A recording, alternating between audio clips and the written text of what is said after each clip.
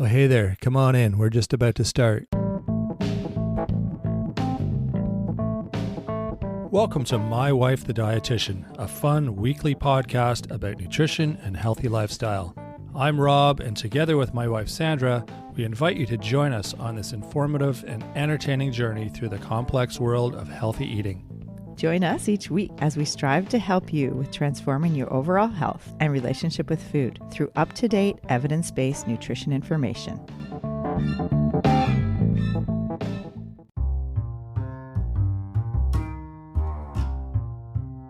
Are labels with more than 5 ingredients really not that healthy? Do you have to avoid gluten to be healthy? Overwhelmed by all of the nutrition noise out there? Dietitian and author of Read It Before You Eat It, Label to Table, Bonnie Taub-Dix is here to clear up the confusion. Bonnie's realistic, not idealistic, and she practices what she preaches. Join us while Bonnie helps dispel some diet and nutrition myths. Enjoying the show? You can help others find it and enjoy it too by giving us a 5-star rating or review.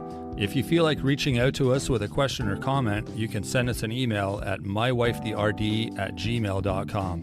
And don't forget to visit our website at mywifethedietitian.com, as well as our social media pages. We're on Facebook, Instagram, and YouTube. Enjoy the show. Welcome to My Wife the Dietitian. Hello, Sandra.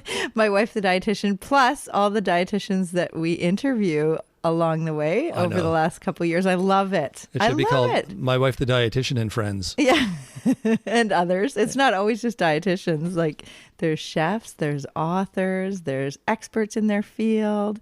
It's been so fun. I love doing this. And today we got a really, a media expert, a dietitian and author of Read It Before You Eat It, Label to Table, Bonnie Taub-Dix, and she's got so much good information. Yeah, it really, really useful information and good stories, and just she's full of energy and lots of fun to talk to. So she shoots from the hip. Yeah, exactly.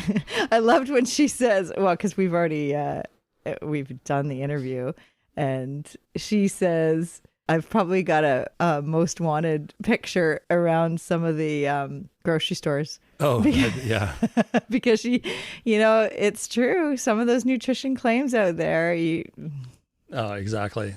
You got to, it's buyer beware. And I mean, it's good that there are these voices out there giving us the knowledge that we need and the tools that we need to be able to go into the store and come out in one piece and have a cart full of stuff that's good for us and feel good about our purchases. And yeah. And I love some of the myths that she busts. Like, do foods with more than 5 ingredients actually are not healthy for us? This is a good one. And then you got to listen to find out. Yeah, that's right. And then the other one is like, do you have to shop just around the perimeter, or is that the only way to be healthy? So some of these good questions that we address with her, and some of the myths that you see out there, especially, the gluten-free craze too. Do you have to avoid gluten to be healthy? Because that's another thing that I hear from clients. And this is something that Bonnie talks about. So we're going to grill her with all these different questions and have a fun conversation. That will be super fun. So stick with us, and we will be right back with Bonnie.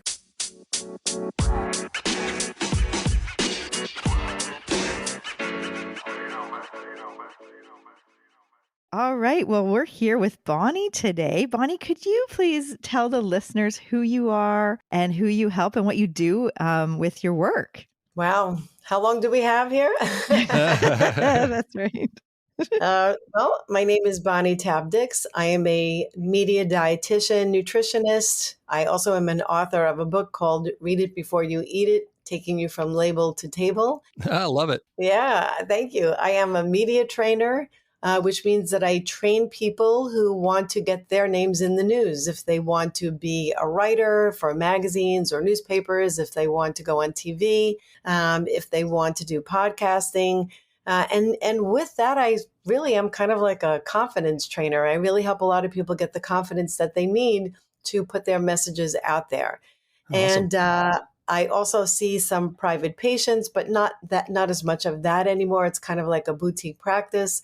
And I just really love this profession, and I love, all this that I do. Mostly I work with a lot of brands where I help them to get their messages out there in a language that people will understand. That makes Nice. sense. Yeah. And you're in New York, New York. Yes, I'm in New York now. Hmm. Right Cool. on. Oh my gosh. That's awesome. Well, I've been looking at your website and I've seen you out there in the media, and it's just amazing all the things you're doing. And I love your blog because you've got, I love the one about myth busting. And this is what this whole episode's about, because we want to bust some of those nutrition myths out there. There's like a lot of noise out on in the social media and just out there. Like a study will come out and then it's the front page of the news, and the study, it doesn't even make sense, what they're promoting. And it's just, there's so many myths, there's a lot of trends. And Oh, this yeah. is like you have your finger on the pulse of these things, eh? And well, it's really pretty scary what's out there. But, for your listeners, if you go to my website, which is betterthandieting.com, and you click on the drop down menu that says book, if you sign up, you could get a free chapter of my book. And it is my favorite chapter of my book. And it is called Tricky Terms. And it really helps to go through all of the tricky terms that are on labels that are trying to make you think that the product is different than it really is. Right. That's all. That's Ooh. amazing. So helpful. Yeah. Tell us about your book too. You said there's a story behind it, behind the title maybe, or the whole book, or. Oh, yes, yes. So when I wrote my book, I handed in about 50 different titles to the publisher, and they all got rejected. No way. And one day I was in the car with my son, taking him to a saxophone lesson, and I said, "Listen, you're a smart kid. Can't you come up with something?" And he said, "What about read it before you eat it?" And I said, "All right, let's run it by them. It sounds pretty good." And I called my publisher and I said, "What about read it before you eat it?" And she said, "Finally, you came up with something good." That's hilarious. That's awesome. Right off the top of his head. Yes, yes. And I wanted to call the book from your label to table. And they didn't like it at all. So when I got the rights to the book after it was out for several years, I made that my subtitle. I like that too. That's got a nice Yeah. rhyme to it, and it makes sense. But I guess they know the industry, right, and what works and what doesn't. I guess. Yeah, you can Well, it's start kind your of own like trend farm with to that. fork or label to table, Yes, right? Farm to yes, fork. It's yes, kind of, exactly. because And that's where people get their, like a lot of people get their food from the grocery store. I mean, most people don't have a farm in their backyard. I mean, some people are lucky to have some, ability to grow some of their food, but most of us, like the general population, has to go to the grocery store.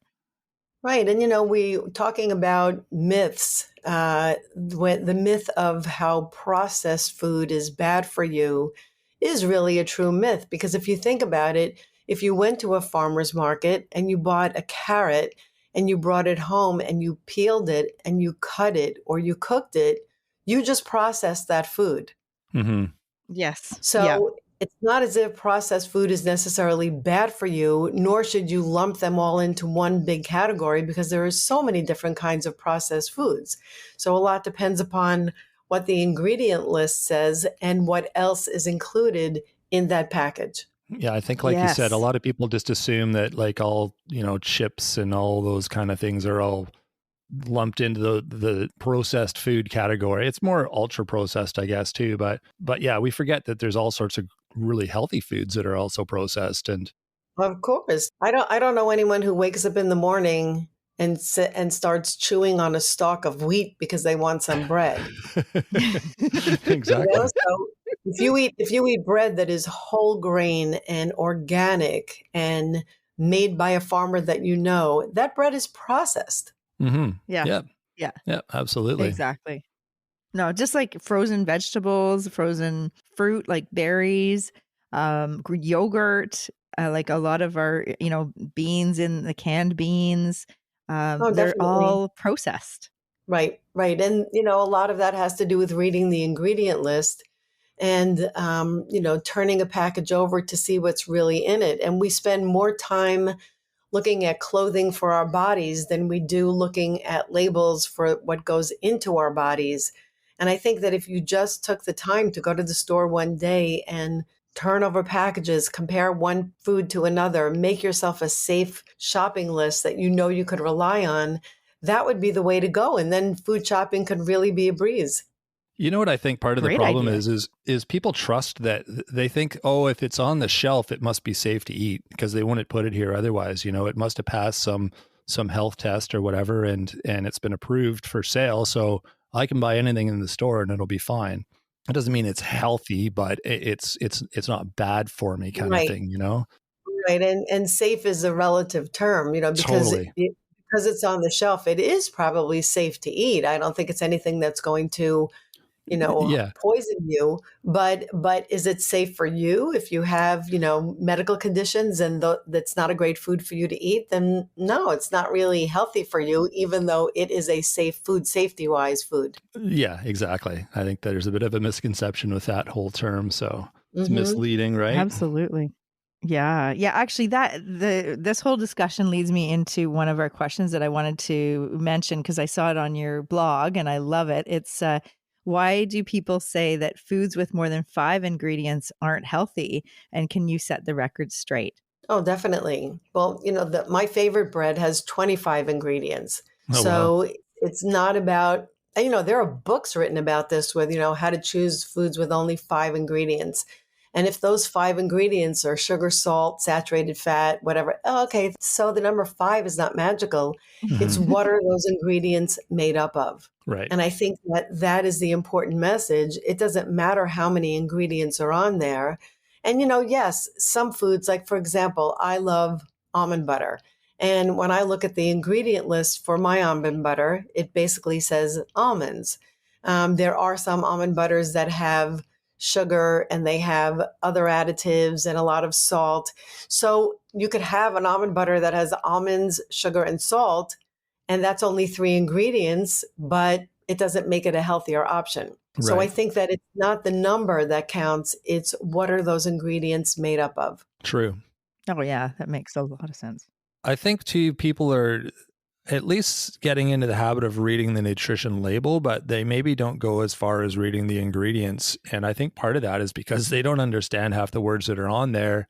And if they do, they don't know whether it's good for them or not. So Right. it's kind of like the information's there, but it's like in a different language almost. They can't This comprehend is it. this is really yeah, this is really why I wrote my book. Perfect. The story behind my book is that I actually had a different book that I wanted to write, which was more about emotional eating. And it took me a year to write the proposal along with my agent. And then just when we were about to send the proposal out, my agent said that a publisher asked him if he knew anyone who could write a different book on food labels. So he asked me, and I said no, because I thought it was the most boring topic around. And That's awesome, Bonnie. he said, Love just it. think about it and call me tomorrow. So I looked up all these different books on food labels, and everything really seemed so boring that I just tried to make this book something that was very user friendly. So I just wrote a 1-page outline, handed it in. They said, yep, she's the one to do the book. Oh, that's And all. I love that. That's so good. Oh my God. yeah, that's how it all unfolded. But just so you know about my book, the first half of my book is all about what's on the label and what you would need to look for if, let's say, you had diabetes or high blood pressure or high cholesterol levels. And it describes all of these tricky terms, and it describes what every single thing on that label really means, like what Oh, it wow. actually means in English. And then the Mm. second half of the book is an aisle by aisle tour of the supermarket, not mentioning one brand name. The book has about 300 pages and not one brand name is mentioned because I wanted people to be able to shop anywhere in the country for any food that they like that fits in those categories. Smart. I No, love that's that. so Yeah, helpful. yeah. Wow. And you're not being like industry influenced. That's the other thing, right? So Right, like in terms right, of mentioning certain brands or whatever. I mean, correct. it does help with some consumers and customers, I'm sure, but at the same time, I love that it's kind of like you can use this book and shop probably anywhere in North America because it's the category of food, not the actual brand. Right. Exactly. That's awesome. Love it. That's so handy. Like to have the diabetes and the hypertension. And if you have certain conditions, this is what you need to look for. That is like a wealth of information in your book. That I love that. Thank you.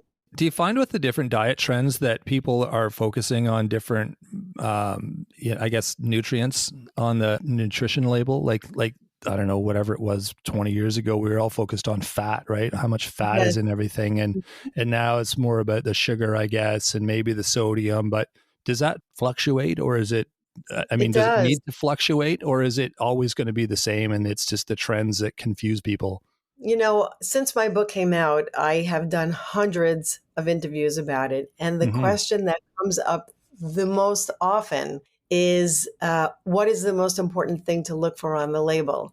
And I am always vague about how I answer that because it really depends upon what part of the label is speaking to you.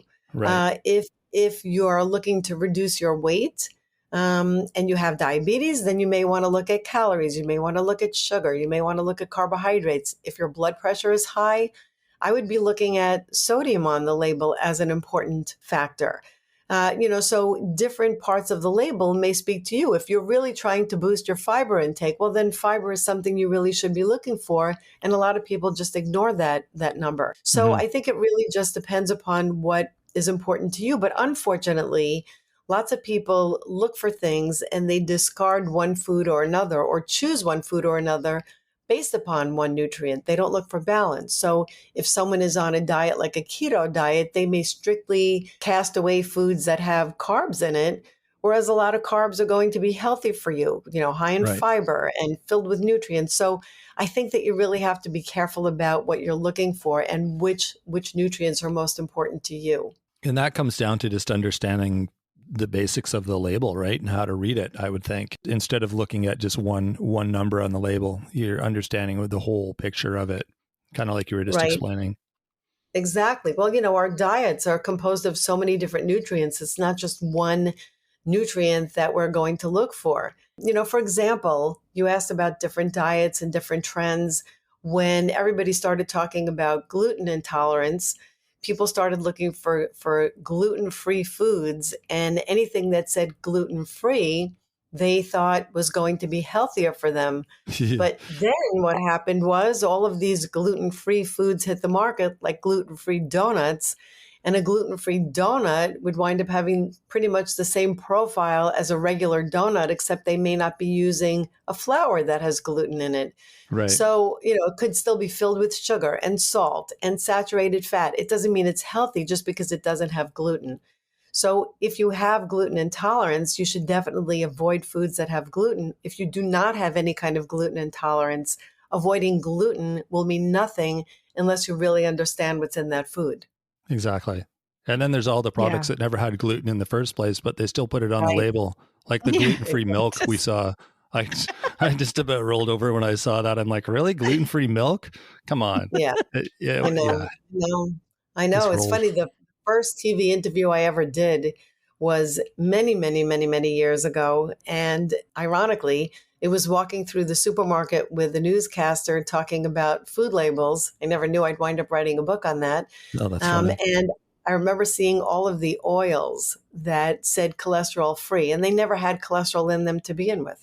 Right. That's right. But cholesterol was the big concern then, right? So of course you put cholesterol. Yeah, I know. That's so, that stuff drives me crazy because although it's just educating yourself, I suppose, right? To sort of keep one step ahead of the marketing and understand what they're trying to sell you. But being with Sandra for so long now, I kind of get a lot of this stuff and we've discussed it a lot. So it's really interesting when I go shopping because I'm just like, oh, come on. Like, I get so frustrated reading some of these labels and people must look at me sideways because I'm talking to myself and muttering about what it says on the box. Yeah. But I'm surprised my picture is not on wanted posters in supermarkets. Because someone will be saying something out loud or asking a question and I'll have to chime in like I can't help myself. I do that too. That's funny. Yeah. It's like knowledge is sometimes a little bit of an evil. It's kind of like you know too much, and then it's like, I wish I didn't know that, but it's good to know it. But at the same time, that knowledge kind of harasses you sometimes. But Oh yeah. Oh yeah. But it's yeah, a good thing. oh for sure, Yeah. of Yeah. course, And yeah. it seems like I feel like with the number of diet trends and the number of different foods that are available on the market, like now you've got like paleo friendly foods or keto friendly or like you said gluten free. So I think that actually ramps up the confusion for the general population already. Like just there's like the diet trends they hear about and then they'll see products with these labels and it's Hmm. just like, oh, well, maybe that's healthy, or maybe I should be on that, or maybe that's what we need to be eating. So it's kind of, I feel I do grocery tours in our community, like with the schools, like Hmm. elementary and high school, and then different client groups too. And it's good to get in there because this is where we start our nutrition is like you get your food and that's what you have at home and that's what you're going to eat. So it's a good.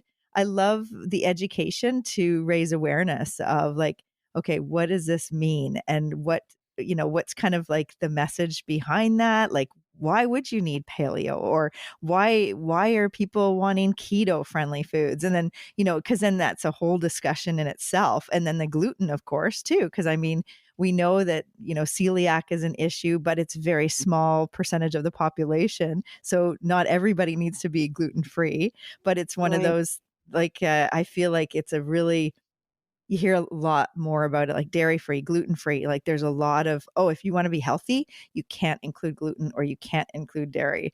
And so it's Well, kind of just like, exactly. That's where I say sometimes that's where free could be costly. Because when it ah, says free from something and you don't really need to avoid that nutrient, you could be getting something else that you really didn't want to get. Oh, So, right. yeah, you really have to be careful about that stuff. And, I totally agree that the supermarket is like a giant classroom.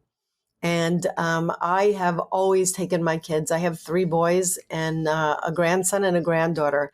And I have always taken them food shopping because and at different ages, they learned different things in the supermarket. They didn't Hmm. start out reading food labels, but we started out picking round foods and red foods and things like that. So you'd be surprised at how these lessons are really life lessons. I think that a lot of the stuff that we could teach our kids in the supermarket is more important than a lot of the things they learn in school.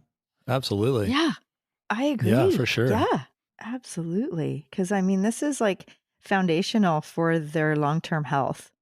Mhm, mhm, And yeah, absolutely. it starts when they're little, right? And it's hard with the amount of confusion out there on the media because I do a lot of parent groups and prenatal groups, and there's a lot of misconceptions and misinformation that parents are passing down to their kids.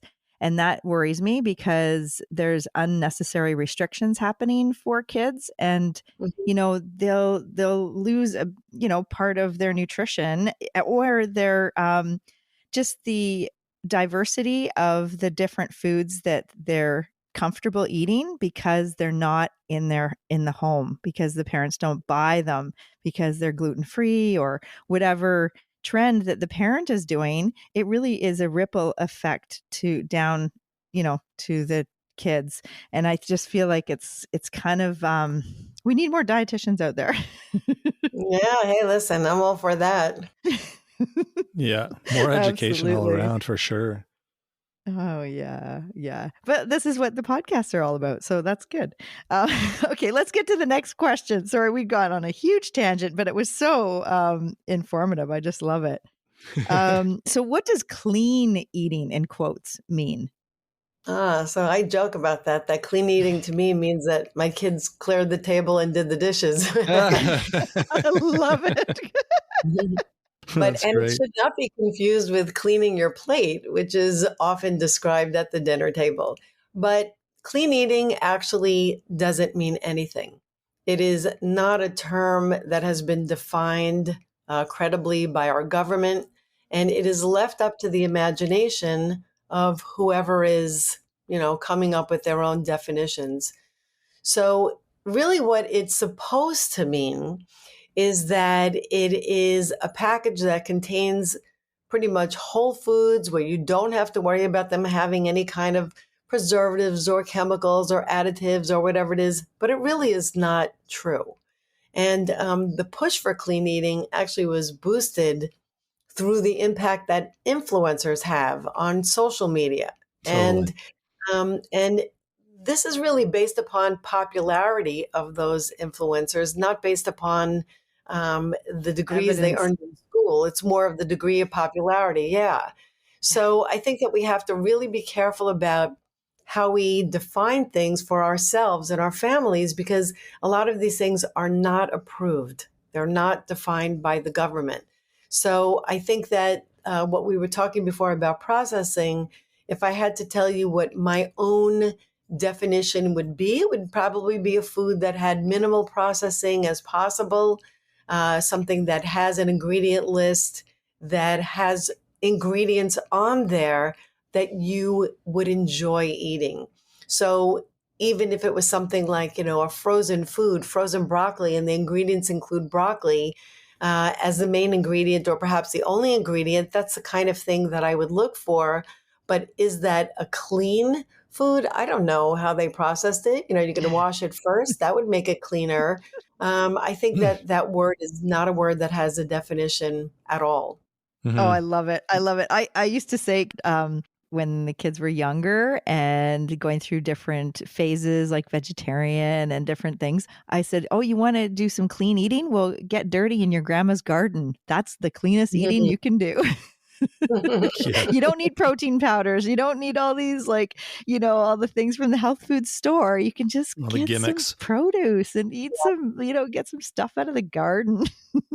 Exactly. Anyways, that was Exactly. my kind of humor, I guess. I don't think the kids appreciated it. Yeah, I Yeah. think that clean has been conflated with healthy, and it is not really Yes, true. True. Yeah. Yeah. exactly. And especially, Yeah, we've said this exactly. before too on these kind of podcast episodes where we're talking about reading labels and the marketing and all that. But the more a product is marketed, the more they're trying to convince you to buy it. That should be a red flag. Like healthy foods don't need marketing. The bananas aren't. They don't have flashy marketing campaigns on them. They're just. You're lucky if there's a little Yeah, sticker on it that says where it came from, but that's it. right. And just the Right, cans of right. beans and all that, it's it is That's what it right. is, and that's the healthy stuff. But if it's got these big labels that say whatever, gluten-free or keto friendly or whatever, that's probably something you should be more scared of if they're trying to Well, convince you to buy it. I think when a food has something on it like gluten-free and you do have gluten intolerance, that can be very helpful for you. Like food labels really are our friends.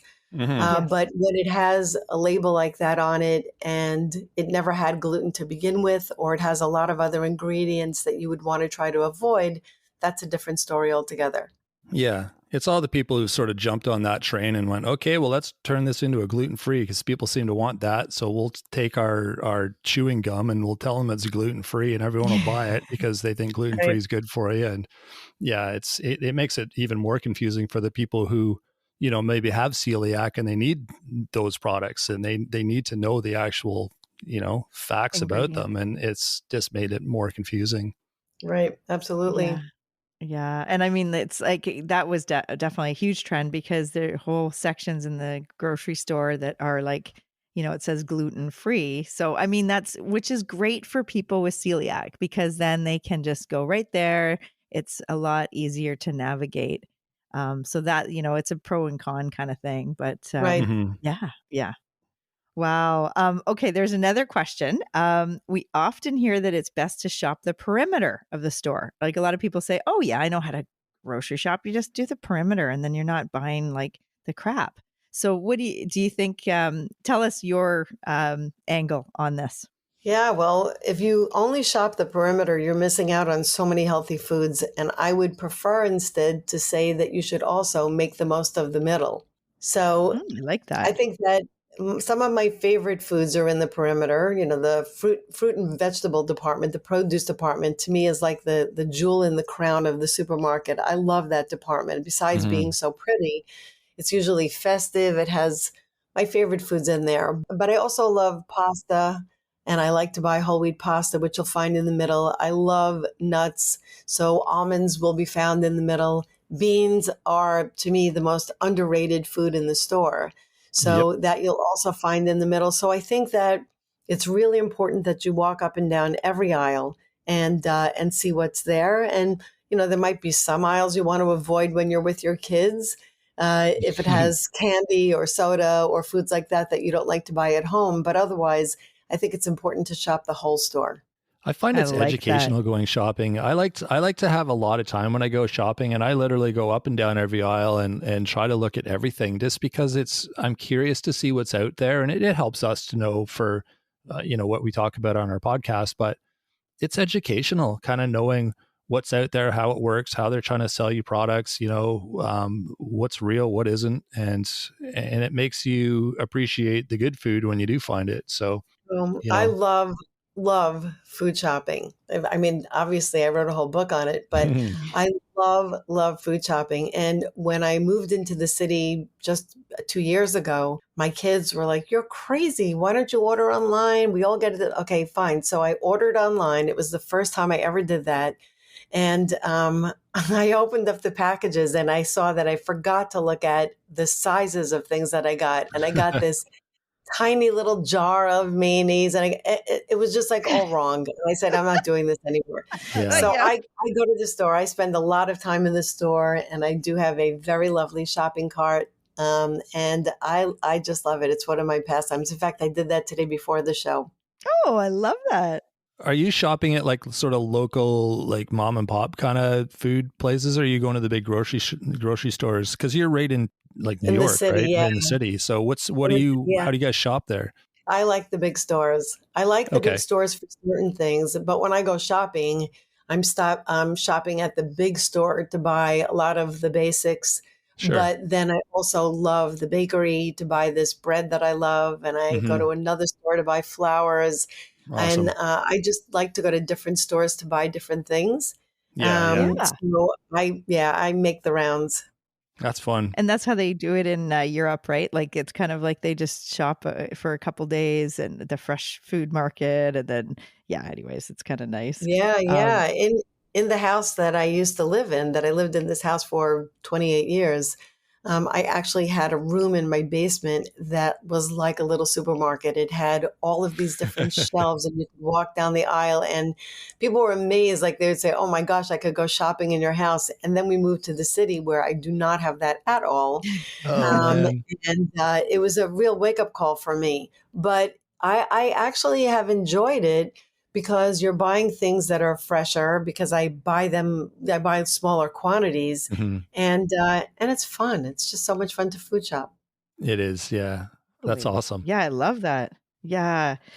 Now back to the perimeter question. It was great. I was just listening to an interview with a dietitian she's got Backcountry Foodie, and she's a hiking dietitian that started her own company with freeze dried and different hiking foods. And she said she's got an article about you can get all of your supplies for like a huge hiking trip, like the Appalachians, at Dollarama, because it's on a budget and it's the dry goods, this like the staples, right? Like the beans and all those things, because you can't really take a lot of fresh food with you in your backpack.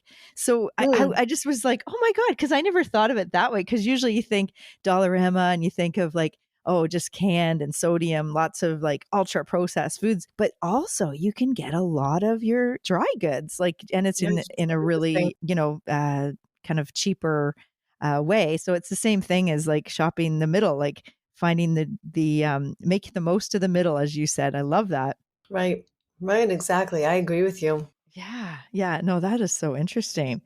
Well, let's see. We have one other question that we ask all of our guests. When you're going to a potluck, like for a family potluck, a picnic maybe, or I guess it depends on the season, but when you're going to a potluck that you're going to share a dish, what dish do you bring to share? That's a good question. I love to cook. Well, usually I go by requests. My kids are not shy about making their requests.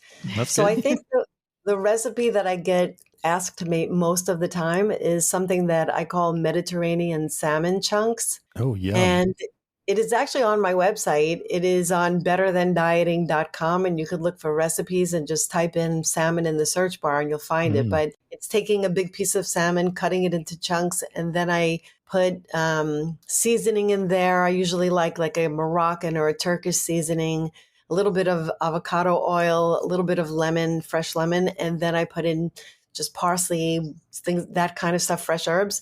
And then I saute them or I bake them in the oven, and I could combine that with either quinoa or rice or pasta, veggies. It is really delicious. That sounds And it makes great amazing. leftovers. And if you Wow. make a lot of it, usually I'll make enough for like an army. And then the next day with the leftovers, I might mash it up and add some other, just some breadcrumbs, panko breadcrumbs, and some egg, and then make salmon patties. Oh, yeah. Wow, that's amazing. How many fish do you need for that? I usually buy a giant piece of salmon. Yeah, So I buy okay. a really big piece, several pounds. And if I'm not making that, then I'm always asked to make biscotti. Yum. Oh, yummy. Really? From scratch? I was going to That's say awesome. completely different. That's amazing, though. Yeah, I have to make some of those today because I'm going to visit one of my sons tonight, and my grandkids are coming tomorrow. Oh, fun. It keeps you busy, that hey? sounds so fun. Yeah, Yeah. totally. Oh, that's awesome. Well, where can listeners, well, we know that you have a book, Read It Before You Eat It, and then betterthandieting.com is your website. Is there any other like social media handles or places that Yes, people can find you? absolutely. My Instagram is at Bonnie Taub-Dix. And I'm sure you'll have that in the show note with how to spell that. And Yes. just go there. And if you click, there's a link in my bio. If you click that link for my book, or if you go to my website, Better Than Dieting, and click the link for my book, you could get that free chapter of my book sent right to your inbox. Fun. And you said it's super useful, that chapter. Hey, it's got a lot of like, Oh, it really is my favorite. Yeah. yeah, that's awesome. Right on. Yeah, I'm That's sure people great. will check that out because it sounds like something pretty handy to have. That's great. Well, thank you so much. And thank you for having me. Yeah, we appreciate Yeah, our you sharing your pleasure. information. We'll get all this in the show notes for people so they can click on your website and look at your book and get that chapter and maybe buy the book because, I mean, having that with you on the shelf, like that sounds like such a great resource for people. And I'm sure people will hear more about you just with your blog. And there's so much, like you're out there in the media a lot. So if you've done Thank you. hundreds of millions of thousands, I don't know, of interviews, then I'm sure people will hear more about you and really appreciate all the work you're doing to help set the record straight. Well, thank you. And if anybody is interested in being on the news or getting in the media, then I also have a course about media training, so I could send that along to you as well. Love Did you it. want to mention Okay. your podcast too, Bonnie, while we're here?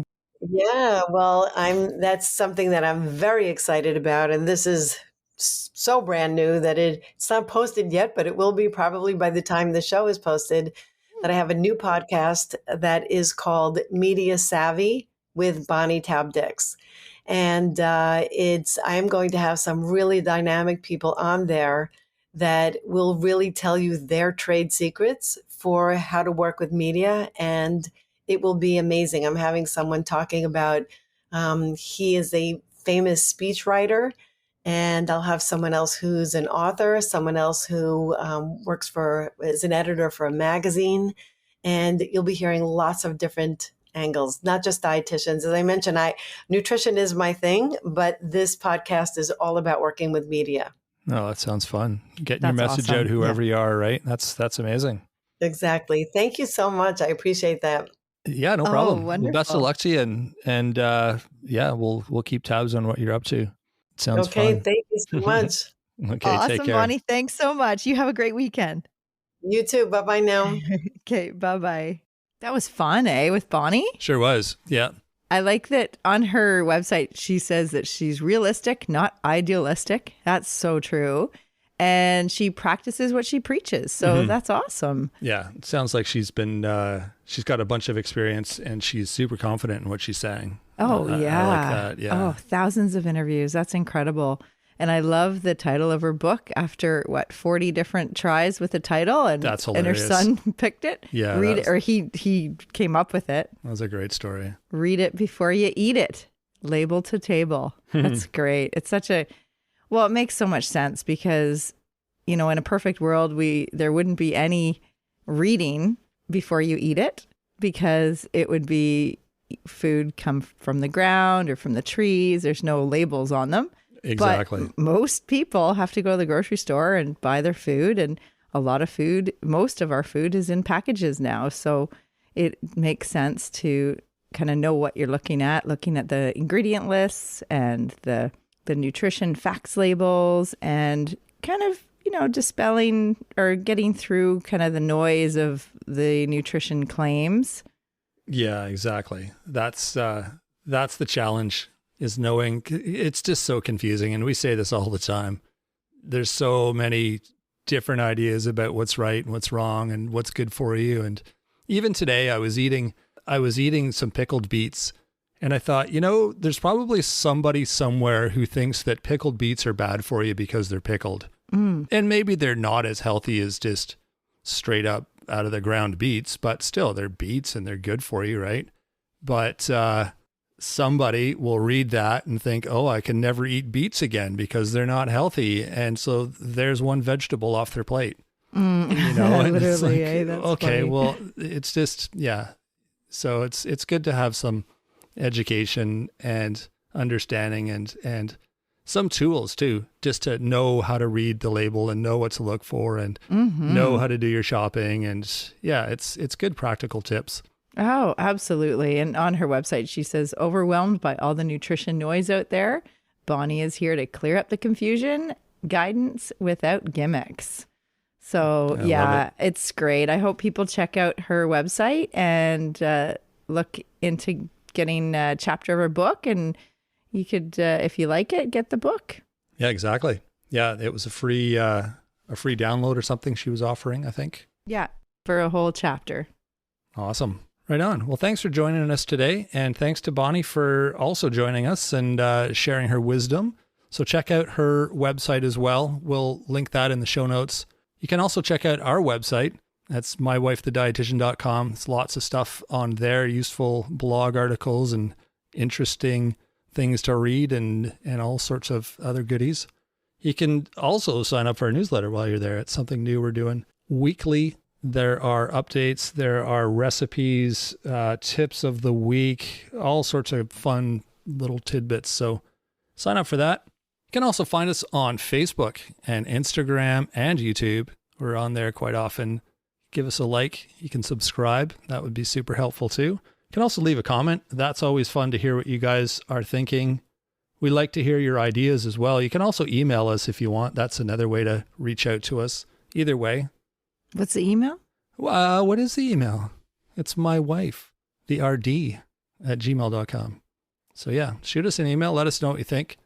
We are happy to answer questions too. Like if you listen to the show regularly, you know that we do listener questions. We do a whole episode based on your questions. So yeah, fire away.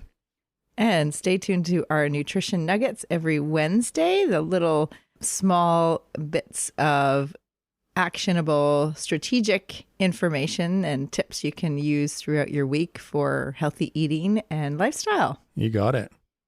And if you like what you're hearing, share it with a friend. All right, that is it for this week. Well, not this week. That is it for today. We will be back on Wednesday with Nutrition Nuggets. So until then, have a great week, everyone. Thanks, Rob. Thanks for joining us today on My Wife the Dietitian. If you like what you heard, don't be shy. Leave us a comment or review and be sure to share our podcast with your friends. If you'd like to hear more, hit that subscribe button. You can also follow us on our social media pages for updates, episode trailers, and other odds and ends. For more info and links on what we discussed on today's episode, check the show notes. We'll be back next week with another informative and fun-filled episode.